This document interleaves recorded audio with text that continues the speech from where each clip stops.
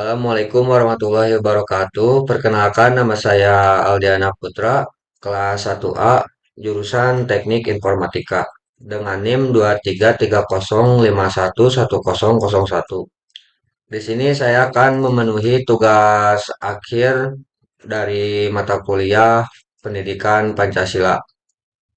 Di sini saya akan menjelaskan tentang Pancasila, sebuah ideologi asli Indonesia. Pendahuluan, konsep tentang ideologi negara.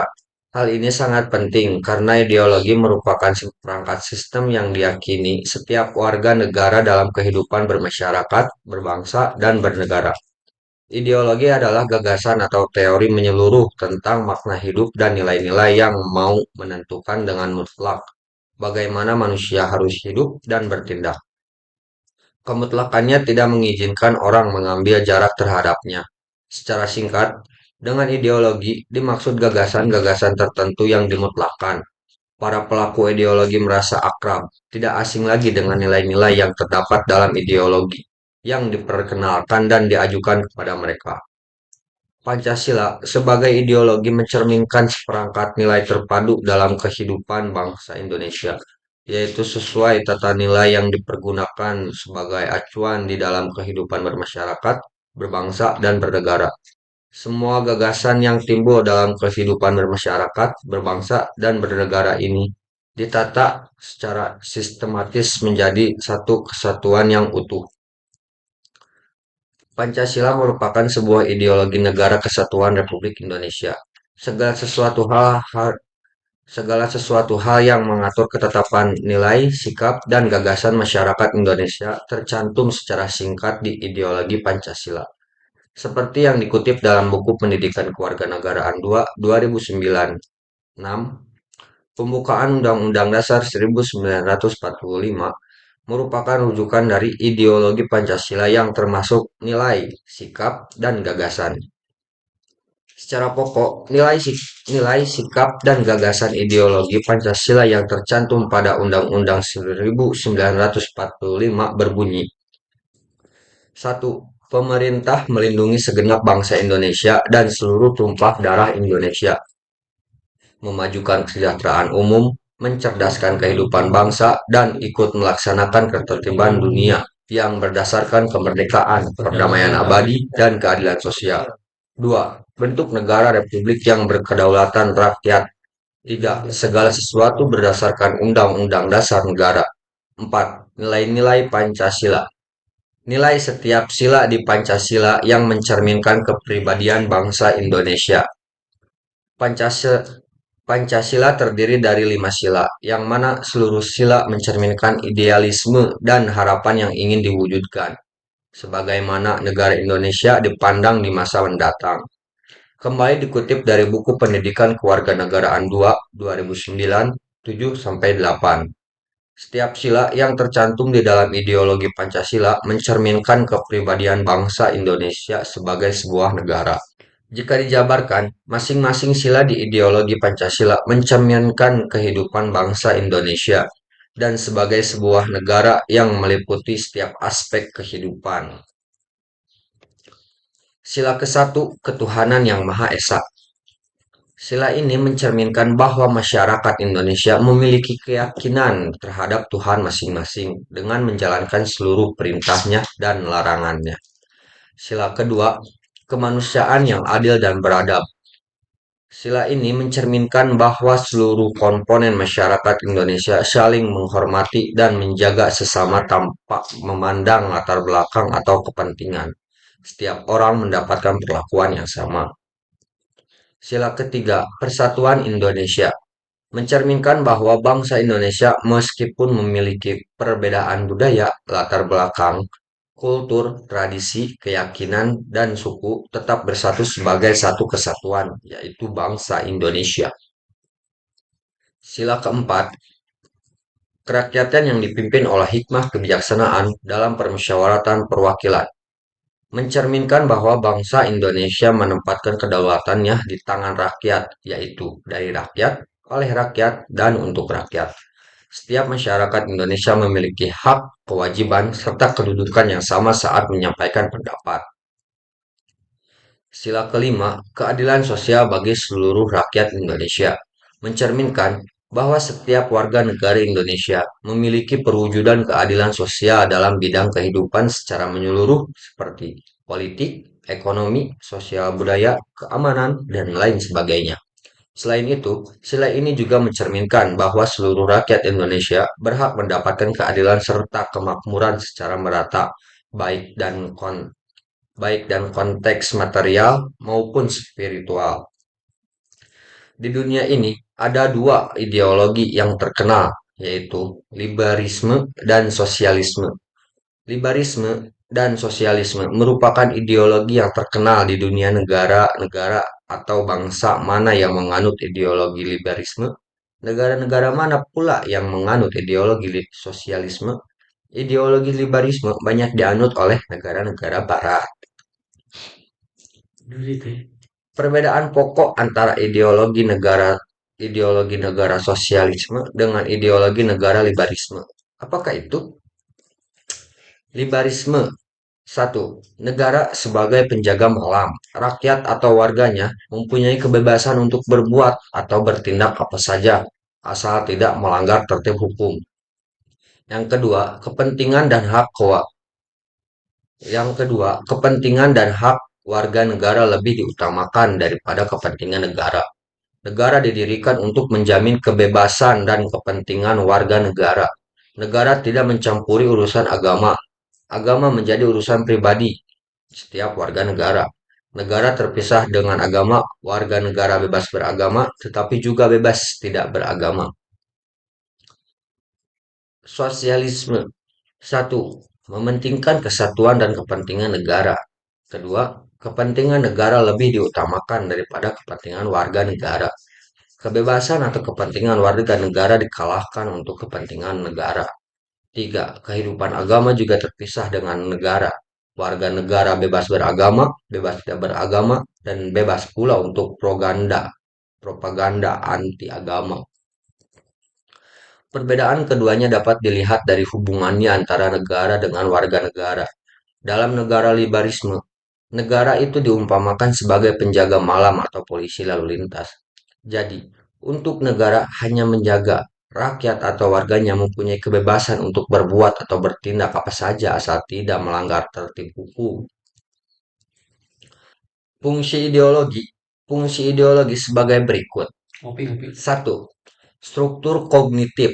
Keseluruhan pengetahuan yang dapat menjadi landasan untuk memahami dan menafsirkan dunia, serta kejadian-kejadian di lingkungan sekitarnya.